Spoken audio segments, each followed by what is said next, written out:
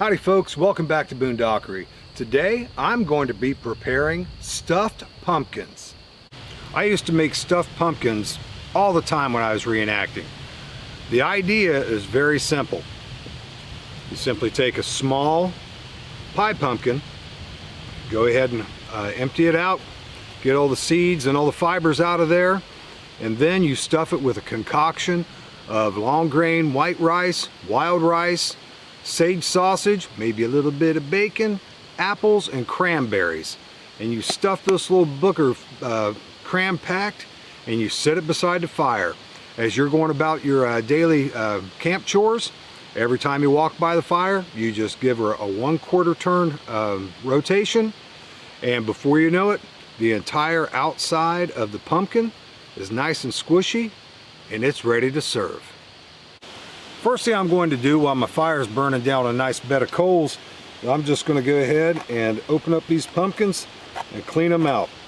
Now the wonderful thing about using these small pie pumpkins, you get a better flavor from the pumpkin, but you also are creating 2 individual servings from each pumpkin. And the pumpkin winds up being its own serving bowl, because when we're finished cooking all this stuff up, I'm going to slice it in half. One half goes to one person, one half goes to the other. Well folks, I've got the pumpkins all hollowed out and they're ready to stuff. So now what I'm going to be doing is I'm going to be preparing the concoction that I'm going to stuff these with. And the best thing about the caps with the stem is these are going to be working just like cook pot lids and able to keep the heat in, so these things will cook up faster. Now the ingredients for the stuffing is pretty basic. You can get all of it at your local grocer. I'm going to be utilizing Uncle Ben's original long grain and wild rice side dish.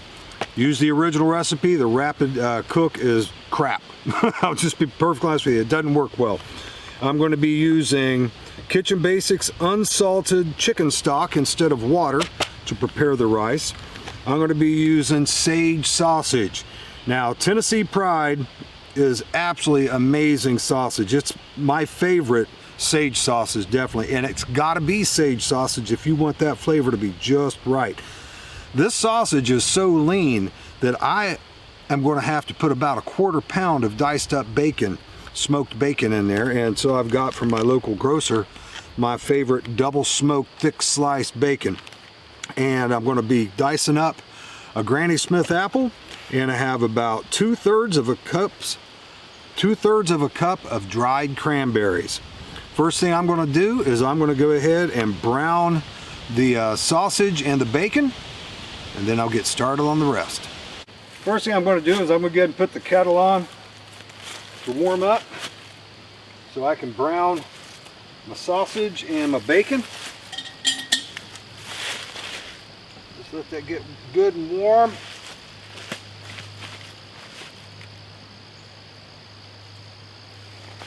And be ready to get to her. Well, this should be warm enough by now.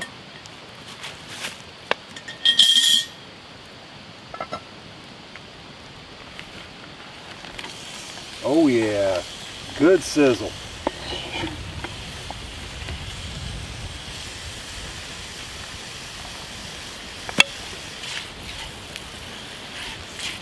Stir this up real good. Put this back on the fire.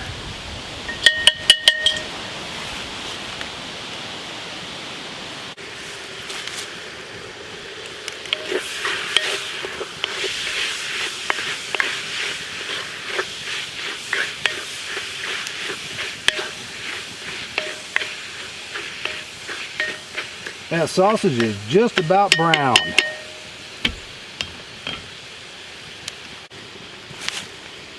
Oh, that sausage and bacon is looking good. I believe we are ready to add the rest of our ingredients. Here we go, folks. I'm going to go ahead and stir in my apples and my cranberries first. And if you noticed, I left the skin on the Granny Smith apples. I think it adds to the flavor. They're good and tender. You'll never notice it when it's all cooked. And it helps hold the apple together, because a lot of times your apples will dissolve. They'll overcook, and when they're attached to the skin, that prevents it from happening as much. I'm going to get to put my broth in, at least the first batch. And I need 1/4 more cup.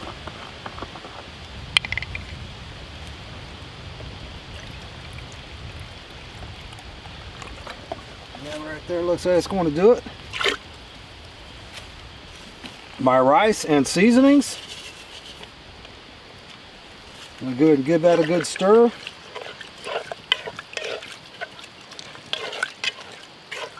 Now the regular recipe calls for butter on the rice, but since I have the bacon fat in there, I don't put that extra butter in.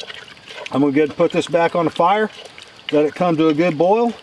Then I'm going to lift it pretty far off of the flames and let it simmer.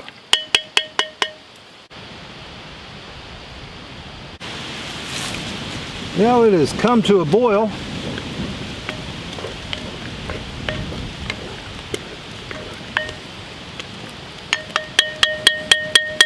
Let's get it go to one more rolling boil. Then I'm going to put the lid on it and adjust the tripod to where it's a good bit off the flame. I'm going to go ahead and let that simmer for about another 20 minutes, and then I'm going to check it. Okay, time to take it off the fire. And we're going to let this sit for about 15-20 minutes, and it'll be settled enough for me to start stuffing the pumpkins. Okay folks, we're ready to stuff those pumpkins. Oh, still really good and hot. Everything is completely constituted the way it's supposed to be. Good and thick. Oh, this is going to be fantastic.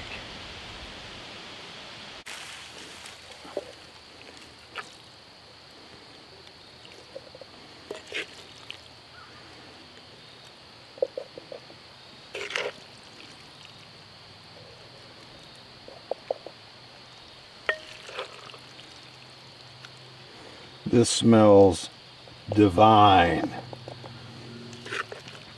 And this usually makes just the right amount for 2 pumpkins.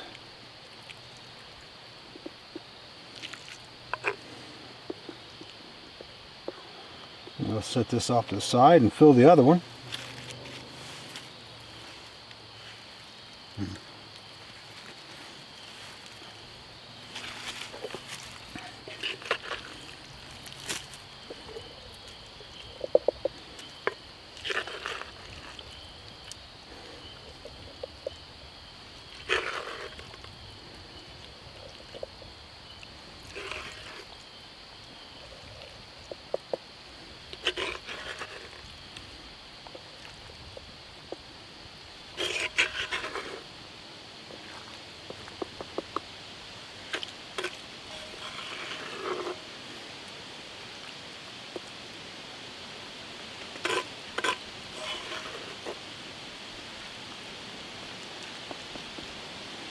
Oh, this is going to be absolutely perfect. Just the right amount. I couldn't have I couldn't have planned that any better. Absolutely full.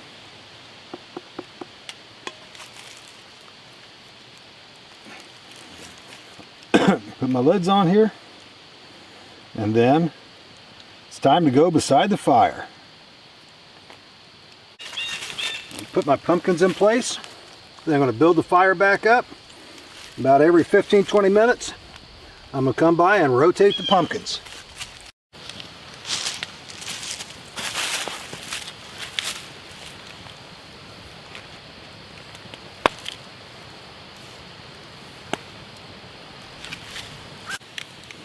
Well, I've got just a few minutes to go, probably about 20 minutes to a half an hour. I hope I don't run out of light. But one of the things I'm going to do while I'm waiting is I'm going to heat up some apple cider, locally produced apple cider. Put a cinnamon stick in there. I'll put that over the fire. And by the time those pumpkins are done, I should have some hot cider to go along with my supper.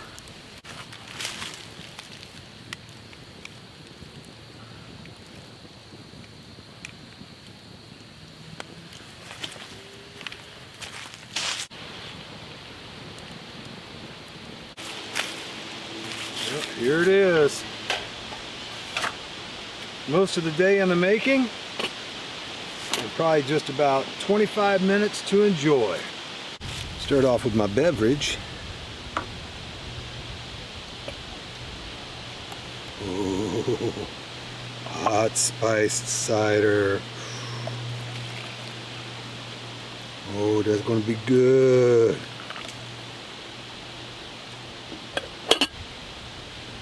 Yeah. And take the cap off. Probably leave one glove on. It's going to be hot. Like I said, just slice this in two.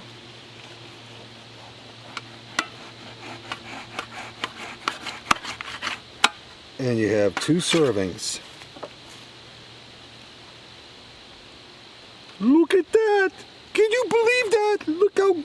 Yes, it is. It's gorgeous. I'm telling you, it's gorgeous.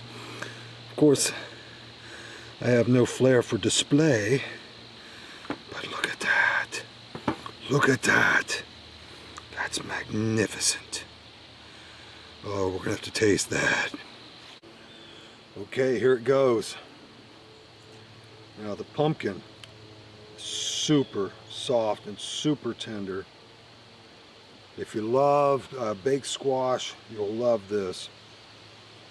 All right, now I got a little apple, a little sausage, cranberries in there. I got my pumpkin all in one little bite.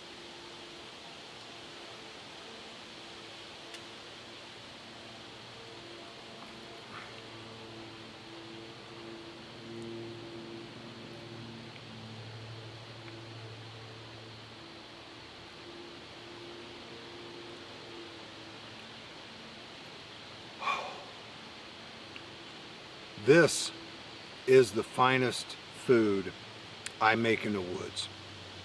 Absolutely incredible. All those flavors that you might not think go together. The sage sausage, the smoked bacon, the long grain and wild rice with all those herbs and seasonings in there. Cranberries and Granny Smith apples with the pumpkin. Oh my goodness gracious. And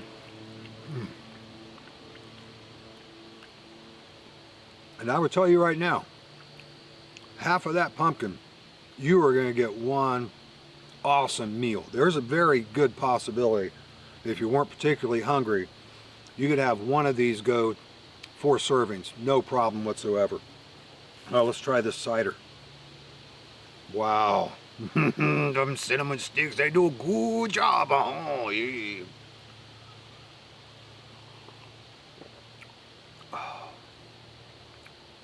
Locally sourced apple cider. Oh, probably just a couple days old. That cinnamon stick. Oh, and these two flavors together are amazing. I tell you, I'm not going to make you watch me eat this, but I'm going to eat every bite of it, at least half of it. I'll take the other half home. But oh, this is so good. Folks, I hope you enjoyed the video today. I hope you try this recipe yourself. It's one of those things, it takes a whole day. And you know, you prep it in the morning. You just go by your campfire and you rotate a little bit off and on throughout the whole day. And then by the end of the day, you know, depending on when you start, you've got a fantastic meal. 2 pumpkins, 4 really big servings. You got 2 pumpkins, you have 8 good servings of good food. Oh, I'll tell you, this is my favorite thing to cook in the woods. It's been a while since I've done it, but oh, I kind of forgot just how awesome it is. Hey folks, if you like today's episode, don't forget to give me a thumbs up. If you like what's going on the channel, please consider subscribing. And if you're subscribing, it's just flat out silly not to hit the notifications bell to keep up to date on all my awesome videos. Calming down. Don't forget to share. Don't forget to share. If you think somebody else would think this is the berries and they'd want to do this on their patio, by their fire pit, in their garden, you can do it right at home. They only have to come to the woods, which is sort of silly. But if they wanted to, they could stay at home and do this. For that matter, you could probably bake it in your oven. There's no fun in that. You don't have the smell of the fire, for one thing. Okay, getting back on track. Share those videos, anyone you think would like them, and don't forget to comment. My favorite part of the whole YouTube thing so far, the most enjoyable part for me, is reading the comments. I absolutely love it.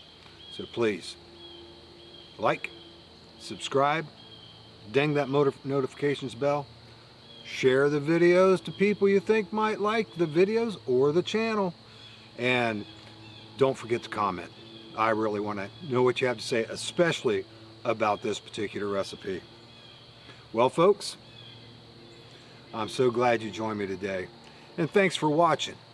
I'll see you next time.